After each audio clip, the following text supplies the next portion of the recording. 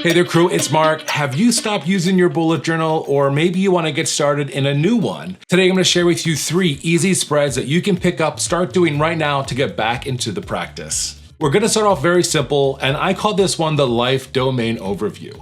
So without going in too deep and having to write down every task and note and things that are going on, we're going to focus on 4 main life domains to get up and running. We'll go ahead and take our page and we're just going to split it into 4 boxes. In the top left quadrant, we're going to write in self or personal. This is where you're going to write down things that have to do with your health, appointments, hobbies, learning, and the ever important self-care. Next to that, we're going to write in home. These can be any type of task, notes, or things you have to get done throughout the month that have to do with cleaning or maintenance, maybe even some family logistics things that are going on. With my own kids and a lot of sports, this is a super important part of my journal. In the bottom left-hand side, we're going to write work. Now, this is where you're going to write different tasks for projects, meetings, deadlines, and even personal development that you might be going through. One thing I hear from a lot of journal users is they're not quite sure if they should have a separate one for work or for home. And my advice is always to start with the most simplistic form, which is keeping everything together.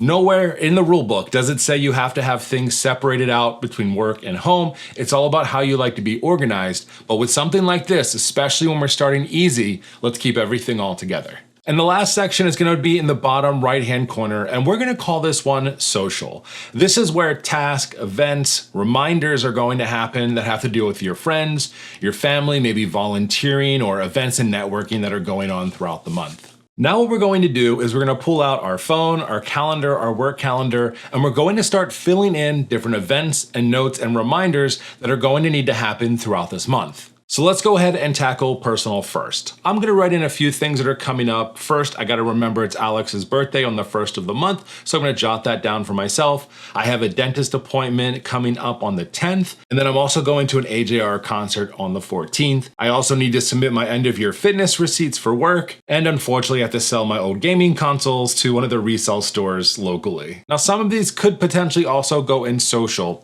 And it honestly doesn't matter where it's going. You just want to make sure that for you, personally, it makes sense for where you're placing it, and even more importantly, that you're just writing it down. The next section that we're going to go over is home. So for this, again, this has to do with maintenance and cleaning and errands and things you have to do around the house. So for myself, I'm going to jot down 2 tasks. The first one is going to be for yard seeding, making sure I'm getting that done. We have to close the pool, so that's a really big one that I have to take on throughout the month. It doesn't have to happen all in one day.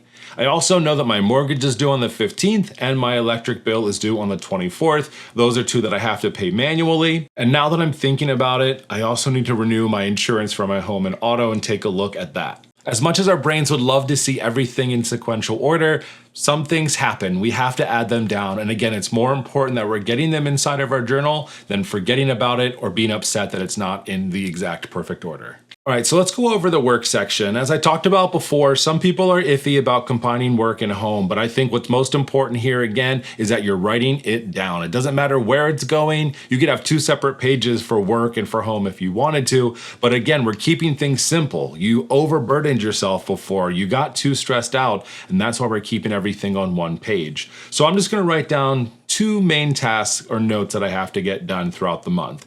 The first is going to be that my end of year reviews are due by the end of the month. And that way I know that I have to get that done. I'm not giving myself a specific date in this case. Again, I'm just writing it down.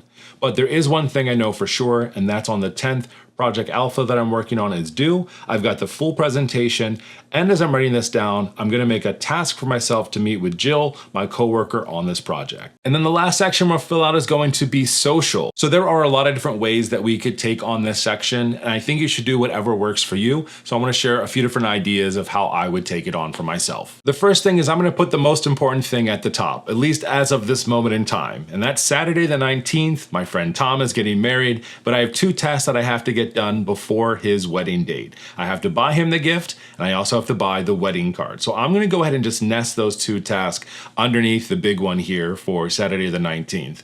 I specifically wrote Saturday down here because I wanted to remind myself that it was on a weekend. I could have just written the 19th, but for me and my brain, it was important to see that it was coming up on Saturday. Later on in the month, I have lunch with my mom on the 24th, so I'm just going to jot that down. We don't have any details just yet. We just have a reoccurring meeting throughout the month, and I'm going to write write extra notes down here when we figure out where we're going. And then also Lauren's birthday party on the 31st. Again, what's important is that this is working for your brain. So in my brain, it was important for me to remind myself of someone's birthday in the personal section, but because there is an event associated with someone's birthday, like Lauren's birthday party, I'm gonna write that down in the social space.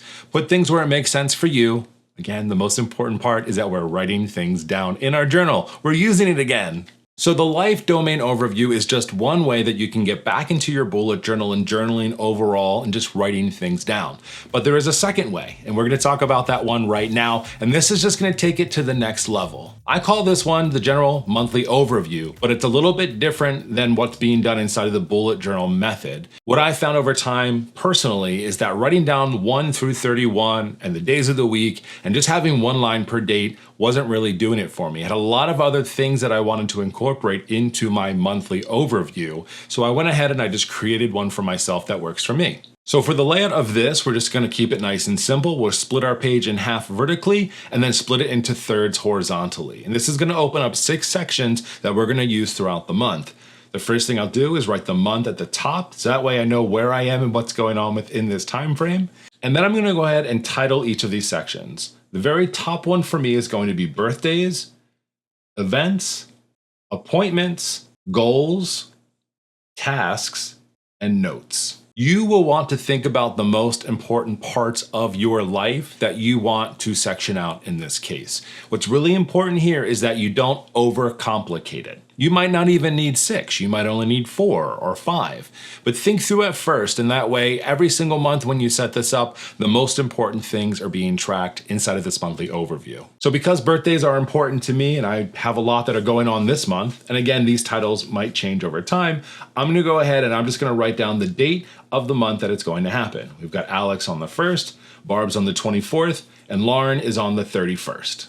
Next, we're gonna work down our page, and in this section, I'm gonna put any events that are happening throughout the month. So I have 2 events right now that are happening that I need to pay attention to. Remind myself that I have the AJR concert coming up on the 14th, and that show starts at 6:30, and then Tom's wedding is gonna be on Saturday the 19th. In my bullet journal, I like to separate out appointments and events separately. You'll see events have a large open circle and appointments have a triangle. Those are symbols that I've used for myself for a very long time. You might want to generate something different for yourself, but for me personally, I find it important to distinguish between these 2 different types of things. So for my appointments, I'm gonna have 2 going on. The first is going to be my dental cleaning. That's coming up on the 10th, and that's at 9:30.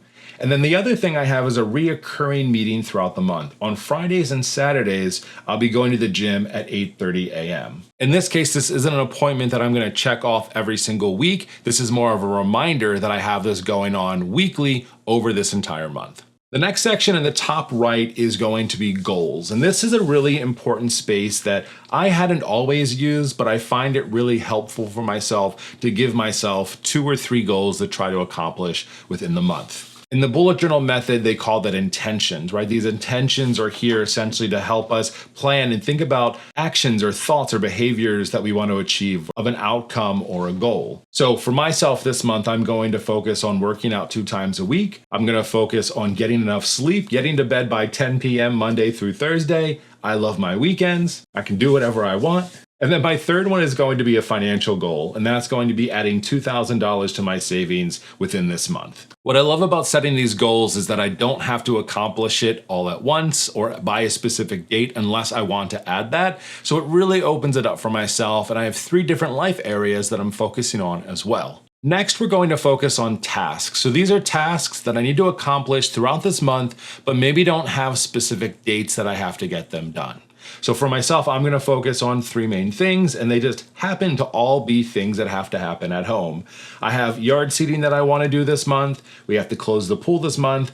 And also I need to do some yard work and trim up some trees around the house as well. If you're keeping this journal for work and personal as well, you might have a number of other things that might need to go in here. What I like about also giving yourself a set amount of space is that you don't overcomplicate it for yourself. You're just focusing on the big rocks, not all the small ones and small things that need to happen. And it really does help you kind of focus in on what you actually have to accomplish within that month.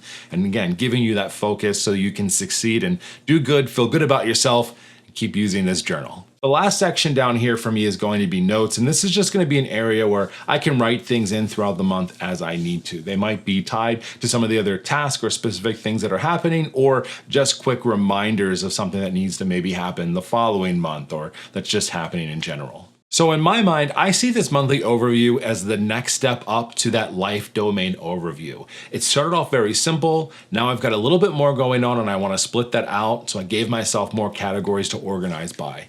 Now, if you want to take something to the next level and move into more of a weekly view, maybe you're still keeping this monthly, but now you want to follow up and put specific dates and tasks into a week, that's where we're going to focus next. There are a lot of different ways to use your bullet journal and your planners, especially if it's a blank notebook. And something that I love to do is to set up a weekly overview. This is what I use every single week for work. And maybe you've done the same in the past, but maybe you overcomplicated it. This is just one of my tried and true spreads that I love to use that helps me do everything that I need to. Over on the left-hand side, we're gonna go ahead and just split that page in half. On the far left, I'm gonna put the month, and then I'm gonna split out 7 boxes for 7 days during the week. And then everything over to the right of that is going to be where my notes and task and daily logging is going to come into play. And we'll talk about that in just a second. So I'm going to put Monday through Sunday on here, put the dates as well, because now I'm going to go in and I'm going to attach any task or notes, appointments, events that are happening within this week onto this so that I can see them as I'm using this notebook all week long.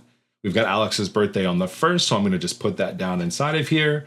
I'm going to go ahead and put that I want to pay my monthly bills on Wednesday the 3rd, and that's just going to cover everything for the month that needs to be done. I'm putting a reminder that I need to buy Tom's wedding gift and card, and I'm just going to do that on Friday for myself. And then over the weekend, we're going to get to all that yard work. And specifically this week, I'm going to focus on the yard seeding. Whenever I'm setting up my weekly, I always like to have my digital calendars out. I'm looking at my phone, my work calendar, whatever it might be, and jotting those things down into this weekly view.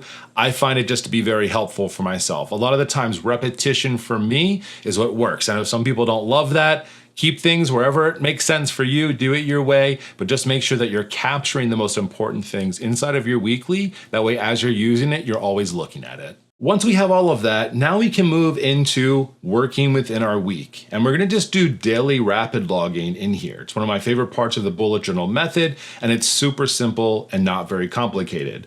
We're going to write down Monday the 1st because that's when we're going to start this. And then we're just gonna be jotting down tasks and notes and things that are happening within that day. So for myself, as I got up and running, I got to email Susan about coaching. I have timesheets that are due, and also the TPS report, I got to send that out. There may be a whole page or multiple pages of things that are going to happen on that first day. But for this example, once we're done, we're going to go ahead and move on to Tuesday. Tuesday, again, I'm going to remind myself of the things that I have to do, my notes, whatever that might be. And when I'm done with Tuesday, then I'm going to go ahead and put in Wednesday. The other reason that I really like rapid logging is that no matter what, all of my notes and tasks are on that page and I can read over them throughout. And there are going to be times when I give myself a task to do on a Tuesday, but then I forget to do it or I don't get around to it. I need to tackle that another day during the week. I don't have to rewrite it if I don't want to. I can see that it's a task and that it needed to be done. It doesn't necessarily matter what day it is unless it does, and I make sure that I would tell myself that it needed to happen that day. But I just love these views because I can see everything all at once. I can take a look throughout the week and see exactly what's happening Monday, Tuesday, Wednesday, Thursday, as I'm also rapid logging and writing things down and working inside of my journal. And as I'm doing all of this, I'm keeping it very simple, especially if you're someone who has abandoned your bullet journal or your planner because, again, it got a little too overcomplicated.